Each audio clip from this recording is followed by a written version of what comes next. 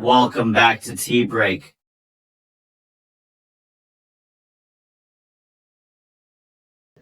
अस्सलाम वालेकुम, welcome back to tea break. आपका लुकमान सुलेमानी आपके सामने। व्यूवर्स कैसे हैं आप? ठीक हैं? उम्मीद है इंशाल्लाह ठीक होंगे। व्यूवर्स, आप लोगों के साथ बातें तो दो करनी है, लेकिन एक बहुत ही ज़रूरी बात करनी है, और ज़रूरी बात ये है कि आपका वोट देना कितना ज़रूरी है और क्यों ज़रूरी है। चलें, इससे पहले कि तफसील की तरफ जाएं, वही रिक्वेस्ट जो करते होते हैं कि चैनल को सब्सक्राइब कर लें, बेल के बटन को ऑन कर लें। हाँ, इसमें एक चीज़ का हमने इजाफ़ा किया हुआ है, वो भी आपको बता देते हैं, और वो इजाफ़ा यही है कि अपनी मेहनतों का थोड़ा सा बदला आपसे भी चाहते हैं। आपकी मेहनत भी नहीं लगनी, सिर्फ जस्ट क्लिक और सब्सक्राइब। चलें जी, बात करते हैं सबसे पहले कि कल हमने वीडियो बनाई, आपने देखी, कि जिसमें बताया गया कि 175 जमातें जो रजिस्टर्ड थीं इलेक्शन कमीशन के पास, उनमें से 150 जमातों को उन्होंने इंतखाबी निशानात अलाट कर दिए, और इसी तरह बहुत ज़्यादा जो हैं वो आज़ाद उम्मीदवार हैं, उनको इंतखाबी निशान जो है वो अलाट किए गए हैं। लेकिन चूँकि वो इंतखाबी निशान बहुत ही ज़्यादा हैं, थोड़े नहीं हैं, वो बहुत ही ज़्यादा हैं, तो इसलिए हमने सोचा कि उनको ना ही आप लोगों के साथ डिस्कस किया जाए। फिर भी अगर आप चाहते हैं कि फ़लाँ हल्के के इंतखाबी निशानात हमें बता दें कि ये किस किस के हैं, तो वो आप कमेंट में नीचे बता दीजिएगा, हम उसके सिर्फ बता देंगे। क्योंकि ऐसा हुआ है कि पेशावर का जो NA-32 है, उसमें अब चूँकि PTI तो जमात के तौर के ऊपर लड़ नहीं रही, तो अब उनके उम्मीदवार जो थे वो आज़ाद उम्मीदवार होंगे। तो PTI के NA-32 में तकरीबन 10 कैंडिडेट ऐसे निकल आए हैं जो कि इस चीज़ के दावेदार हैं कि हम PTI के कैंडिडेट हैं। तो फिर जब इस तरह होगा तो फिर ये एक अजीब सी सूरत हाल होगी। बहरहाल आप कमेंट में बताइएगा कि आपको किसके चाहिए, किस हलके के। हम सिर्फ उस हलके के बता देंगे कि इस हलके में ये कैंडिडेट है और ये फलां जमात का सपोर्टर आज़ाद उम्मीदवार है, ताकि उससे आप लोगों को भी आसानी हो और वोटर्स को आसानी हो। अब हम उस बात के ऊपर आते हैं जो कि अहम बात है कि आपका वोट देना क्यों ज़रूरी है। चलें, मैं आपको 2 मिसालें दे के पीछे हिस्ट्री की फिर अपनी बात को आगे लेके जाता हूं। 2 मिसालें 2013 के इलेक्शन और 2018 के इलेक्शन की हम बात करते हैं। देखें, 2013 के जब इलेक्शन हुए तो उसमें एक जमात ऐसी थी जिसने कह दिया गया कि फ़लाँ हलकों में और फ़लाँ हलकों में जो है वो रिगिंग हुई है और वगैरह वगैरह काफ़ी सारी जो है ना वो चीज़ें बोली गई, जिनमें फिर ये कहा गया कि 35 पंक्चर की भी बात हुई। फिर ये कहा गया कि 4 हलकों को खोल दिया जाए, तो उन खोल के दोबारा से काउंटिंग कर दी जाए तो हम जो है वो एक्सेप्ट कर लेंगे।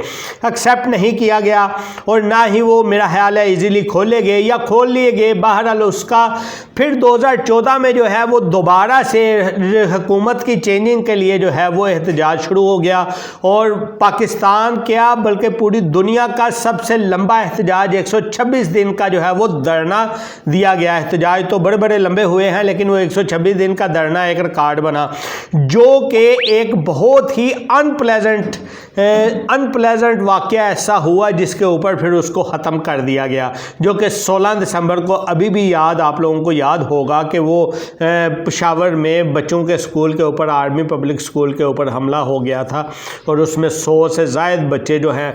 बहरहाल उसको खैर में याद करना मकसद नहीं है। आप लोगों के साथ बात ये करना ज़रूरी है कि वोट क्यों ज़रूरी है। वोट इसलिए ज़रूरी है कि देखें, अब वो 4 हलकों की बात हुई थी, 4 हलके खोले गए या नहीं खोले गए।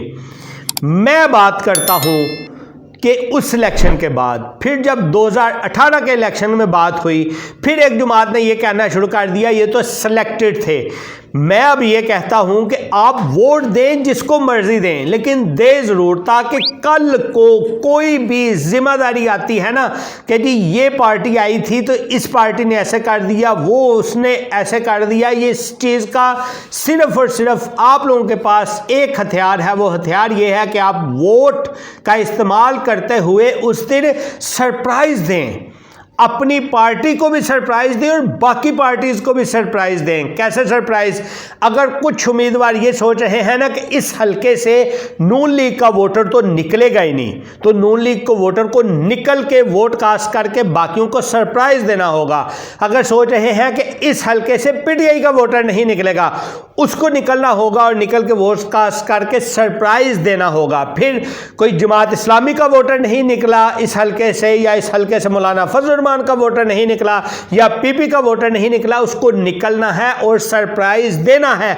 और ये बात खुद से बतानी है जी हमने इस हलके में इसी को ही वोट दिया था, यही जीता है या नहीं जीता, ये आप लोग ही बताएंगे, आपके अलावा कोई नहीं बताएगा। अगर तो आप लोग निकले ही नहीं बाहर, हर कोई अंदर ही बैठा रहा, टर्न आउट 10% या 15% रहा, तो आप कैसे जो है वो तसव्वुर कर सकते हैं कि ये जो 15% से कैंडिडेट जीता है वो आपके वोट से जीता है। फिर आप बाद में उसके ऊपर कैसे उंगलियां उठाएंगे जी हमारे साथ तो ये हो गया वो हो गया। बात तब होगी जब आपने मेहनत की होगी, आप उस दिन घर से बाहर निकले होंगे, आपने वोट कास्ट किया होगा, तब आप बात करने के अहल भी होंगे और आपकी बात में वजन भी होगा। और मेरा नहीं ख्याल कि अगर टर्न आउट किसी सूरत भी अगर 80+ चला जाए तो धांधली का तसव्वुर भी नहीं किया जा सकता। बिल्कुल ऐसा ही है। देखें, किसी के माथे के ऊपर नहीं लिखा होता कि आप किसके सपोर्टर हैं। आपने अगर झंडी लगानी है तो पता चलना है कि आप किसके सपोर्टर हैं।